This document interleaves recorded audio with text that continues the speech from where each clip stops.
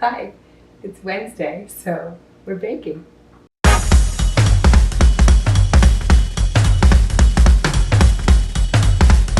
Hi, it's Christmas time, and for me, that means making cookies. I'm gonna share with you over the course of the next few weeks my absolute favorite, most treasured cookie recipes. And today we're gonna start with Santa's favorite, the most important man's favorite, oatmeal raisin. But these aren't just any oatmeal raisin cookies.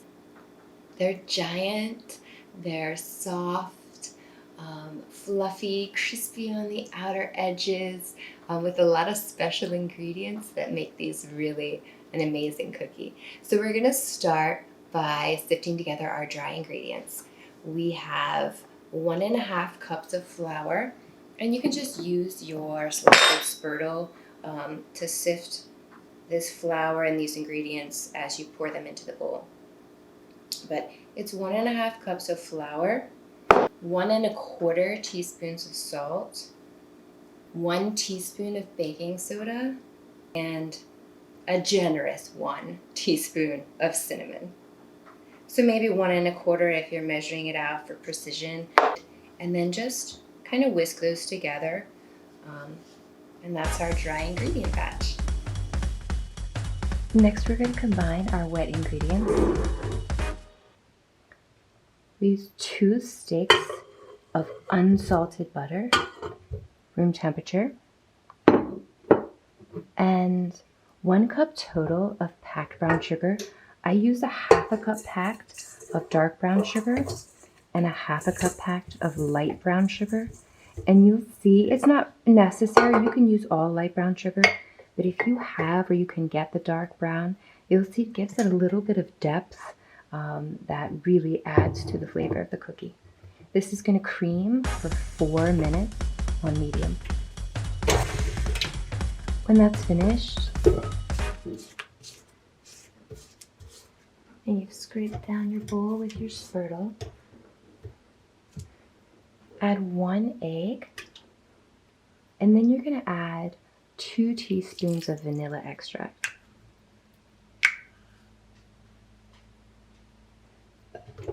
And combine that as well.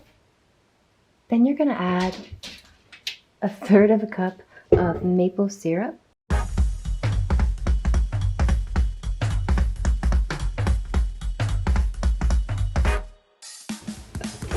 and combine that as well.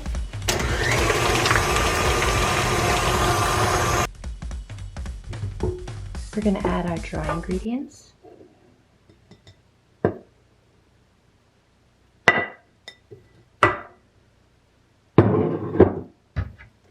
And give them a quick mix, just to combine. When that's finished, you're going to add your oats. And I use 2 cups of whole oats and 1 cup of quick cook oats. I like to add them 1 cup at a time and then just give it a little bit of a mix in between. That's enough, really. And then just add another cup. And the last cup. When you use the 2 different varieties of oats, it gives it a nice soft texture, fluffy and cakey, while still having this really interesting toothiness from the whole oats. We're going to add the last ingredients by hand. The last ingredients we're going to add are these delicious raisins.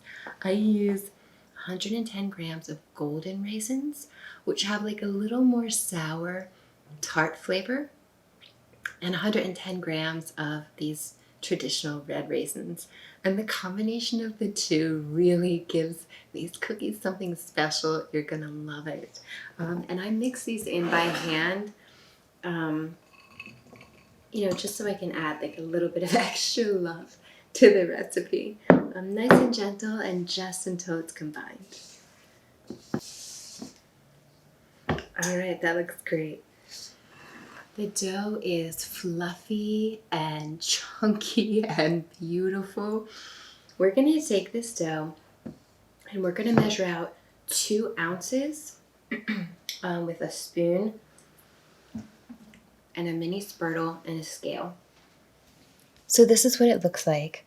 You're gonna take your spoon, get a big chunk out. You're looking for 2 ounces, and then you're just gonna place it gently on your cookie sheet.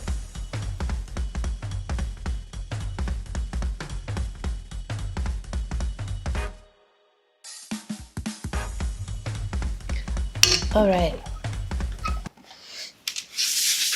This is our sheet of cookies. We're gonna roll these into balls. It gets a little sticky, so don't mess with it too much. And you don't have to press.